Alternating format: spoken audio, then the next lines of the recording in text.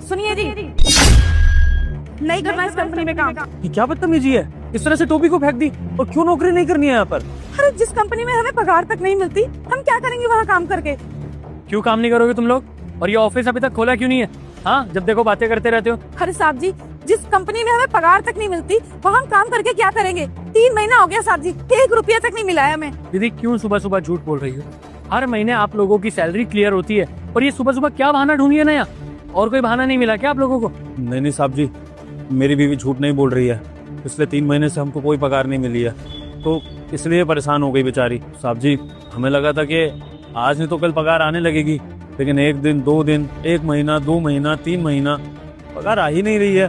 अब एक बार को मैं तो ये चीज़ें झेल रहा हूँ, मर्द हूँ, लेकिन ये बेचारी घर भी संभालती है, यहाँ पर काम भी करती है, बच्चों की भी देखरेख करती है।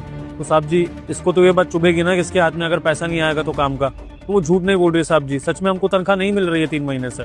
क्या बकवास कर रहे हो तुम लोग? हमारी कंपनी में ना जिसको भी सैलरी मिलती है उसके ना फॉर्म पे साइन लिए जाते हैं और उन फॉर्म्स पे तुम लोगों के भी साइन है। अब बोलो, है कोई बहाना? पकड़ी गई ना चोरी? साहब जी, वो तो तानिया मैडम जी बोलती हैं तो हम साइन कर देते हैं फॉर्म पे। और साहब जी, अब तानिया मैडम से पूछ लीजिए, उन्होंने हमें 3 महीने से 1 रुपया नहीं दिया है तनख्वाह का। वो बस बोलती है कि दे दूंगी, लेकिन देती ही नहीं है। तो समझदार आदमी जब सैलरी मिलती ही नहीं है तो फॉर्म पे साइन क्यों करते हो तुम लोग? साहब जी, तानिया मैडम जैसा बोलती है वैसा करना पड़ता है, उनकी बात नहीं मानेंगे तो कहाँ जाएंगे? तनख्वाह तो वही देती है ना। और साहब जी, हम ज्यादा दिमाग भी कहाँ लगाएं, इतने पढ़े लिखे और समझदार थोड़ी हैं। अगर होते तो फिर ये गारड की और ये मेरी पत्नी पियून की नौकरी थोड़ी कर रही होती।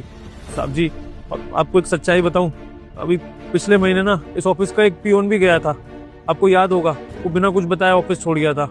उसका भी यही कारण था कि उसको भी उसकी 2 महीने से पगार नहीं मिली थी और तान्या मैडम ने उसकी पगार रोकी थी। साहब जी, अब आप हम पे शक कर रहे हैं इसलिए आपको ये बात बता रहा हूँ, वरना ये बात आपको बतानी नहीं चाहिए। अब आप देख लीजिए साहब जी, बाकी आपको लगता है कि हम झूठ बोल रहे हैं तो फिर हम छोड़ देते हैं नौकरी, हमें कोई दिक्कत नहीं है। आप हमें कोई रुपया मत दीजिए, हम कहीं और नौकरी ढूंढ लेंगे, लेकिन अपनी बेइज्जती नहीं करा सकते हम ऐसे। और झूठ का इल्जाम तो बिल्कुल भी अपने ऊपर नहीं ले सकते, जबकि हम झूठ बोल ही नहीं रहे हैं। ठीक है साहब जी, अगर आप नई बात मान रहे तो फिर चलते हैं, भागवान आ जाओ। नहीं, रुकिए, तुम दोनों को कहीं जाने की जरूरत नहीं है। अगर ऐसा सच में हो रहा है तो बहुत गलत हुआ है, ऐसा नहीं होना चाहिए था।